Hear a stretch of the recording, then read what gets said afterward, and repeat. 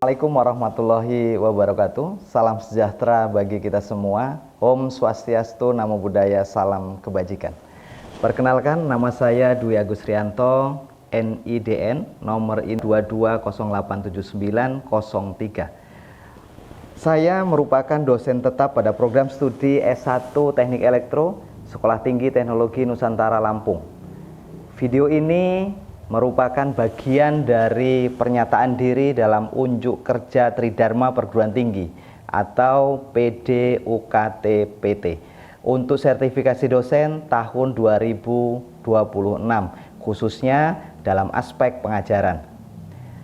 Pada kesempatan ini saya akan menjelaskan secara singkat mengenai mata kuliah Sistem Proteksi Tenaga Listrik yang akan saya ampu. Mata kuliah ini memiliki 2 SKS, diajarkan pada semester 7.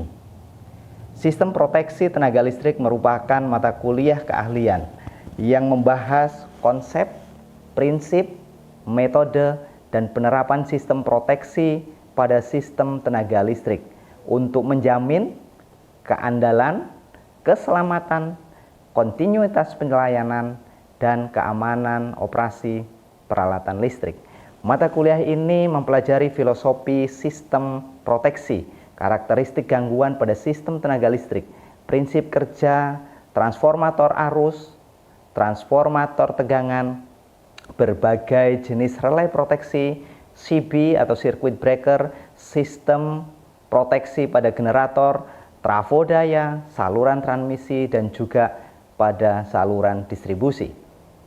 Selain itu, mahasiswa mempelajari analis hubung singkat, penentuan setting relay, koordinasi proteksi menggunakan kurva time current karakteristik atau TCC, serta pemanfaatan perangkat lunak, analisis sistem tenaga listrik seperti etap.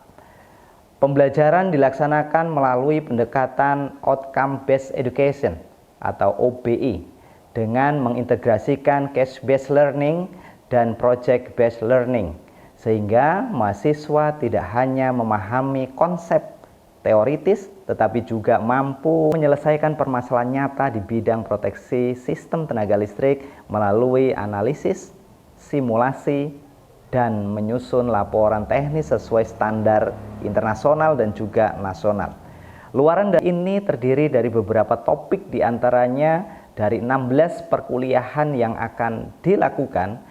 Yang pertama adalah filosofi atau tujuan dan persyaratan sistem proteksi tenaga listrik. Selanjutnya, jenis-jenis gangguan pada sistem tenaga listrik, fungsi dan karakteristik CT dan PT dalam sistem proteksi, kemudian prinsip kerja OCR dan GFR, serta penentuan karakteristik kerjanya. 5. Aplikasi pembagian jenis relay proteksi pada sistem tenaga listrik, prinsip kerja dan karakteristik CB, circuit breaker, sistem proteksi pada generator, pada transformator daya, pada saluran transmisi, pada jaringan distribusi, dan juga koordinasi sistem proteksi. Setting relay, prinsip dasar dan sistem setting relay proteksi berdasarkan data sistem tenaga listrik, perkembangan sistem proteksi digital dan smart grid, menyusun laporan hasil analis, koordinasi sistem proteksi berdasarkan studi kasus menggunakan software etap. Kami berikan kepada mahasiswa dalam mata kuliah ini adalah 40% ujian semester, ujian akhir semester, kemudian 20% ujian tengah semester, 30% berupa tugas-tugas, dan 10% berupa kuis. Selanjutnya, Anda akan menyaksikan cuplikan proses pembelajaran saya bersama mahasiswa di kelas. Pada pertemuan ke-12 yang membahas tentang koordinasi sistem tenaga listrik, di pertemuan ini mahasiswa belajar mengamati, menganalisis, dan melakukan studi kasus apabila di suatu jaringan listrik terjadi gangguan. Sekian, selamat menyaksikan. Assalamualaikum warahmatullahi wabarakatuh. Waalaikumsalam warahmatullahi wabarakatuh. Ya, selamat pagi. Pagi. Ya, gimana kabarnya? Baik ya? Ya, baik. sebelum kian, alhamdulillah pada hari ini kita akan melakukan perkuliahan di pertemuan yang ke-12 di mata kuliah kita Proteksi Sistem Tenaga Listrik. Tetapi sebelum kita memulai perkuliahan kita pada hari ini, marilah kita sama-sama berdoa, memohon ridho, mudah-mudahan ilmu yang akan kita dapat pada hari ini mendapatkan keberkahan dan kebermanfaatan buat kita. Berdoa, dipersilahkan.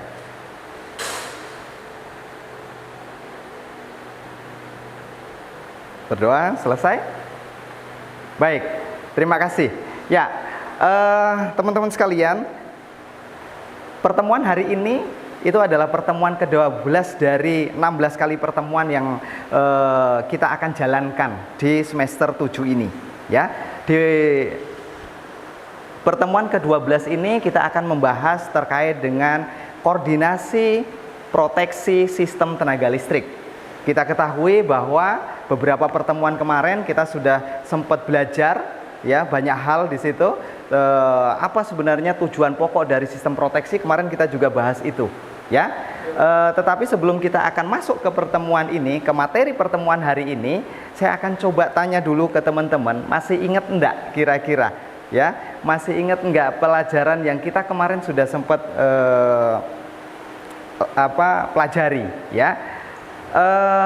Kemarin kita sudah diskusi terkait dengan sistem tenaga listrik atau proteksi sistem tenaga listrik ya. Kira-kira tujuan utama dari mata kuliah proteksi sistem tenaga listrik apa kira-kira? Ada yang bisa bantu? Anggi mungkin? Keandalan. Oke, satu keandalan. Kemudian yang lain mungkin? Keselamatan. Yang lain? Kontinuitas pelayanan. Oke, kontinuitas pelayanan. Ada lagi? Keamanan operasi peralatan listrik. Oke, ya. Itu beberapa hal. Ada 4 poin utama yang menjadi bahasan pokok kita. Tapi saya ingin juga memperdalam lagi. Kira-kira teman-teman paham enggak? Tadi Anggi sampaikan ada keandalan. Apa itu keandalan?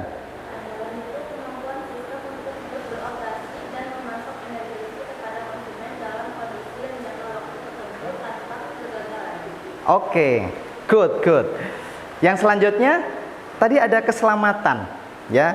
Salah satu poin dari proteksi adalah menjaga keselamatan. Nah, keselamatan ini keselamatan apa? Mungkin bisa disampaikan. Tadi, upaya untuk melindungi manusia atau makhluk hidup lainnya dari bahaya sistem tenaga yang ada, Pak. Oke, jadi poinnya ada 2. Yang pertama manusianya harus kita selamatkan. Kemudian yang kedua juga lingkungannya juga harus kita selamatkan.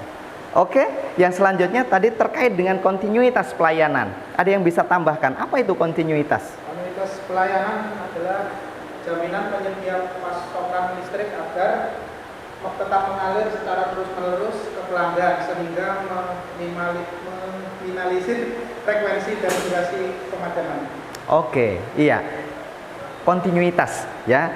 Jadi kita berharap supaya pelayanan atau supply energi kepada customer, kepada masyarakat itu harus kontinu, harus terus-menerus terjaga. Ya.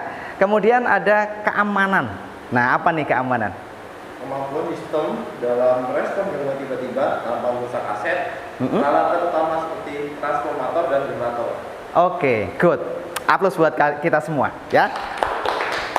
Ya. Baik, teman-teman sekalian, hari ini di pertemuan yang ke-12 terkait dengan koordinasi sistem tenaga listrik, saya akan coba sharing kepada kita semua bahwa mengapa sistem proteksi itu dibutuhkan. Oke? Di beberapa pertemuan sebelumnya kita sudah bahas apa itu proteksi dan seterusnya.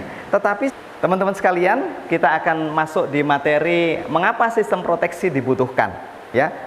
Sistem proteksi pengamanan, tadi ada 4 hal yang kita sudah bahas ya, kita sudah review pembelajaran sebelumnya. Di satu jaringan instalasi tenaga, baik itu dari pembangkit, kemudian ada sistem transmisi, kemudian ada sistem distribusi, kemudian ada pelanggan. Pelanggan di sini ada pelanggan rumah tangga, ada pelanggan industri. Ya. Pelanggan rumah tangga dan industri, ada yang tahu pelanggan industri itu seperti apa mungkin? Pabrik, ya benar. kategori. Yang pertama adalah pelanggan rumah tangga, yang kedua adalah pelanggan industri. Pelanggan rumah tangga mereka ada yang berlangganan dengan 1 pas, ada yang 3 pas. Dengan daya misalkan ada yang 450, ada yang 900, ada yang 1300, ada yang 2200 dan seterusnya. Rata-rata itu rumah tangga, 1 pas. Tetapi ada juga pelanggan industri. Pelanggan industri dia biasanya untuk tegangan menengah. Ya, dia punya langsung misalkan 20 kafe langsung ke industrinya. 3 pas pasti ya. Kemudian didistribusikan untuk kebutuhan di pabriknya. Ya, dalam proses pendistribusian dari mulai pembangkit, kemudian tadi ada distribusi, ada transmisi, kemudian ada jaringan distribusi sampai ke rumah tangga. Semua ini harus tadi itu kontinuitas pelanggan itu harus dijaga, sehingga pada saat terjadi gangguan atau trouble di jaringan instalasi listrik atau instalasi tenaga kita harus berupaya meminimalisir, bahkan mengupayakan supaya tidak terjadi gangguan gitu. Nah, gangguan itu apa aja sebenarnya yang ada? Gangguan itu ada 4 gangguan. Pertama ada gangguan hubung singkat, kemudian ada gangguan beban lebih, kemudian ada gangguan tanah, kemudian ada juga gangguan yang diakibatkan karena kegagalan dari peralatan itu sendiri. Ya, nah yang paling bisa membantu dalam proses sistem tenaga itu adalah sistem proteksi yang hari ini akan kita pelajari, gitu. Oke?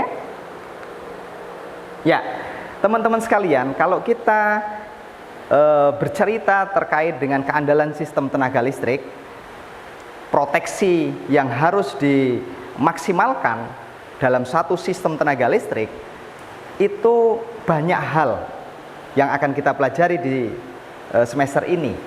Kita akan lihat beberapa contoh atau kasus yang terjadi di sekitar kita. Beberapa bulan yang lalu, ya, di Sumatera khususnya, itu ada terjadi blackout. Ya, coba sekarang boleh di scan barcode. Ini satu sampel terjadinya gangguan proteksi atau gangguan pada sistem tenaga listrik. Oke? Ya, yang pertama itu pada saat terjadi gangguan di Sumatera, hampir beberapa wilayah Sumatera ada mulai dari Aceh, Sumatera Utara, kemudian ada di Sumatera Barat, kemudian Jambi, dan juga terimbas juga di Lampung. Ada beberapa waktu yang mengalami blackout. Ya, pemadaman. Rupanya apa? Setelah dilakukan pengkajian, analisa, dan juga survei pendalaman di lapangan bahwa terjadi gangguan pada jaringan transmisi. Sekalian, beberapa kasus ini, beberapa contoh ini menggambarkan bahwa pentingnya sistem proteksi harus dioptimalkan supaya tidak terjadi gangguan pemadaman, bahkan terjadi dampak yang lebih luas. Kalau sudah terjadi blackout semacam ini, kerugian kita tidak hanya sekedar kerugian di instalasi kita atau di peralatan kita, tetapi kerugian ini sudah berdampak pada ekonomi di wilayah yang terdampak, gitu. Ya, berapa nilai rupiah miliar yang akan menjadi kerugian hanya karena terjadinya gangguan instalasi listrik atau gangguan proteksi tegangan listrik. Seperti itu. Baik, sistem proteksi, ya. Yang pertama ada selektivitas, kemudian ada sensitivitas, yang berikutnya adalah kecepatan, speednya, kemudian keandalan, koordinasi sistem tenaga listrik. Itu punya prinsip-prinsip dasar yang kita semua harus pahami, ya, dan harus mengerti. Apalagi kita sebagai calon, ya, sarjana teknik elektro yang punya kewajiban untuk paham, tahu, dan berkontribusi untuk membantu menjaga sistem ketenaga listrikan di Indonesia, mungkin lebih kecil di lingkungan kita, supaya bisa terjaga. Teman-teman sekalian, kira-kira nih, kalau Bapak boleh tahu koordinasi proteksi itu punya beberapa prinsip dasar. Apa kira-kira? Apa? Oke, keandalan. Ya. Salah satu prinsip dari koordinasi sistem tenaga listrik adalah keandalan. Kenapa harus andal?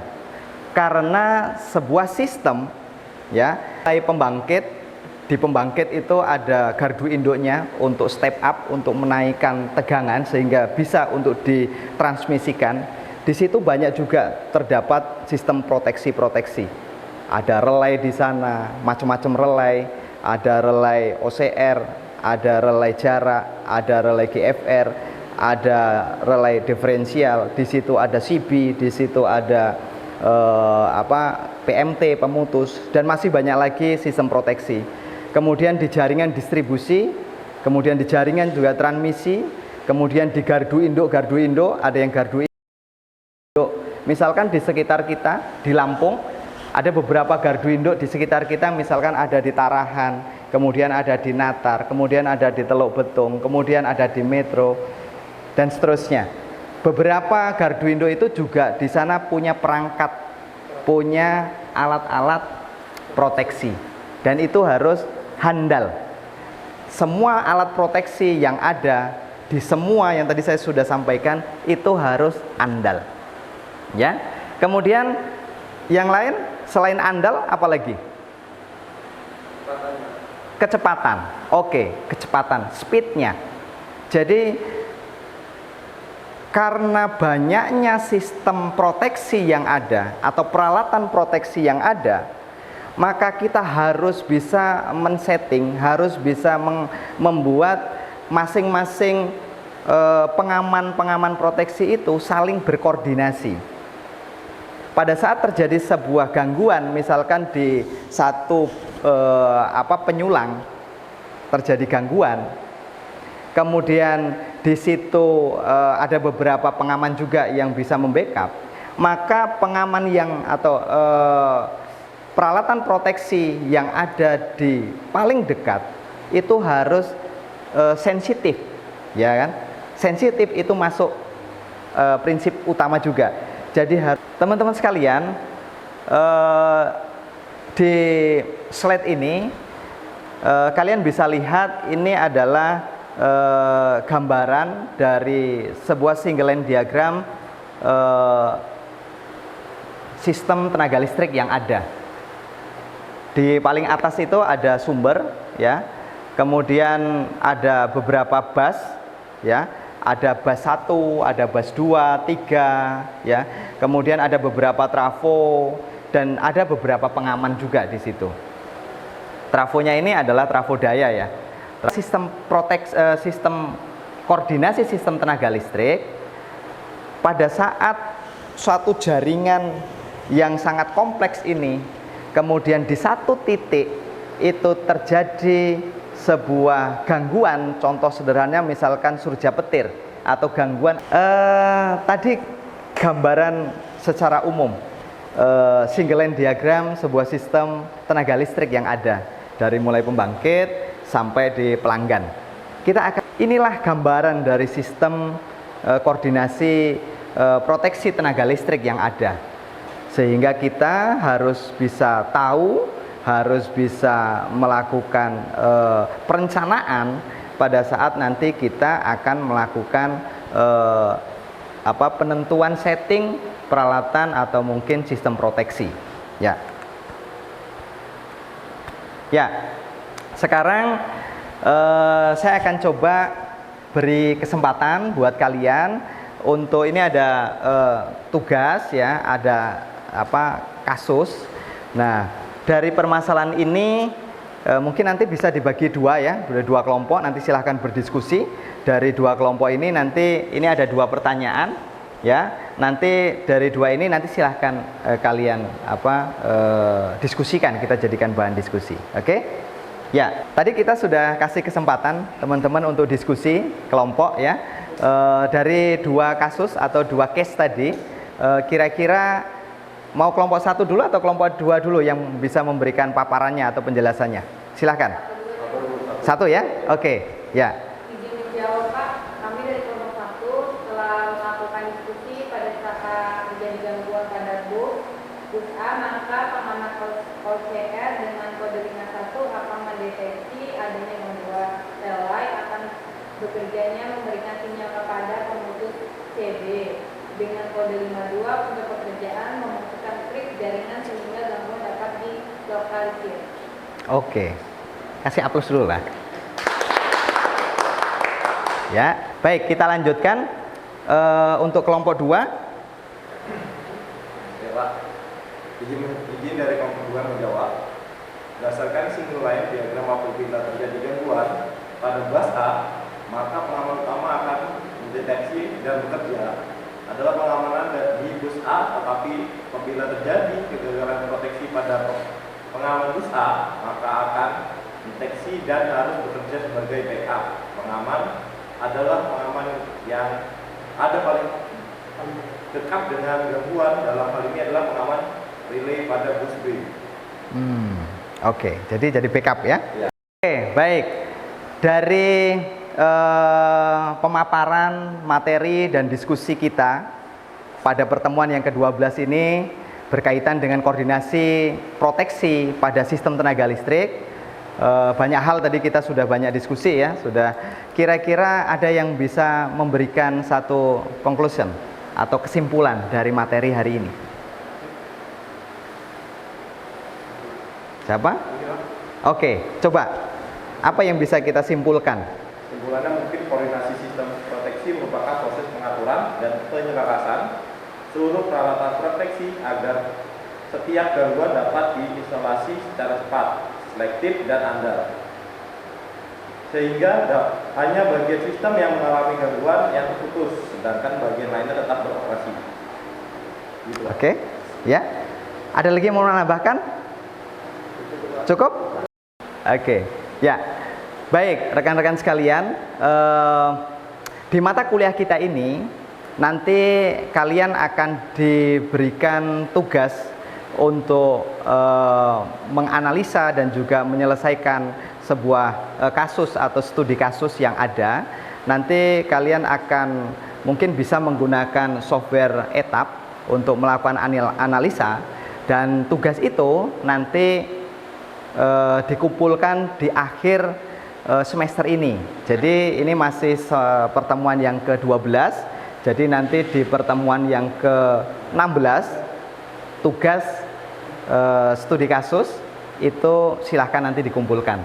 Baik, di penghujung materi kita, pembelajaran kita di hari ini, saya ingin sedikit sharing kepada rekan-rekan sekalian bahwa masa depan yang akan teman-teman inginkan ya, itu berawal dari apa yang kalian lakukan hari ini. Jadi manfaatkanlah waktu, manfaatkanlah masa kuliah ini dengan sebaik-baiknya. Karena dengan kalian bisa memanfaatkan waktu, memanfaatkan momen kuliah ini, insya Allah ini nanti bisa menjadi bekal kalian untuk meraih masa depan yang jauh akan lebih baik. Mudah-mudahan apa yang kita diskusikan pada hari ini menjadi ilmu yang bermanfaat buat kita semua. Terakhir dari saya, mudah-mudahan ini menjadi motivasi bahwa kita sebagai seorang engineering di bidang elektrikal, kita punya peran yang luar biasa untuk bisa membantu mengatasi kondisi kelistrikan yang tidak hanya di lingkungan kita, tidak hanya di Indonesia, tetapi mungkin ke jauh lebih luas lagi. Saya akhiri, Assalamualaikum warahmatullahi wabarakatuh. Waalaikumsalam warahmatullahi wabarakatuh. Baru saja Anda menyaksikan cuplikan proses pembelajaran yang saya lakukan pada pertemuan yang ke-12 mata kuliah Sistem Proteksi Tenaga Listrik. Dalam materi ini mahasiswa diajak untuk bisa melihat dan menganalisa suatu proses koordinasi sistem tenaga listrik melalui paparan materi, kemudian tanya jawab dan juga diskusi di kelas. Pada pertemuan selanjutnya, mahasiswa diminta untuk menyiapkan tugas akhir dengan menggunakan software ETAP, menyelesaikan tugas dan melakukan presentasi. Mereka belajar mengasah keterampilan berpikir strategis sekaligus praktis dalam menentukan suatu studi kasus. Saya berharap cuplikan pembelajaran tersebut dapat memberikan gambaran yang nyata mengenai pendekatan yang saya terapkan di dalam kelas.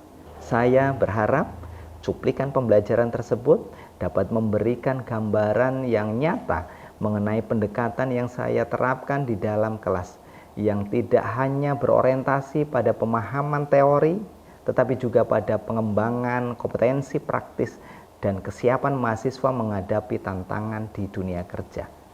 Terima kasih. Saya sampaikan kepada Kementerian Dikti Saintek melalui Direktorat Jenderal Perguruan Tinggi LL Dikti Wilayah 2 yang mencakup Sumatera Selatan, Lampung, Bengkulu, dan juga Kepulauan Bangka Belitung, serta seluruh tim sertifikasi dosen tahun 2026 atas kesempatan dan dukungannya. Saya juga tidak lupa mengucapkan terima kasih yang sebesar-besarnya kepada pimpinan Sekolah Tinggi Teknologi Nusantara Lampung, kolega dosen, mahasiswa, dan semua yang telah berkontribusi dalam proses pembelajaran ini. Demikian yang dapat saya sampaikan, semoga bermanfaat dan menjadi bagian dari upaya kita untuk meningkatkan kualitas pendidikan tinggi di Indonesia. Waalaikumsalam warahmatullahi wabarakatuh. Salam sejahtera.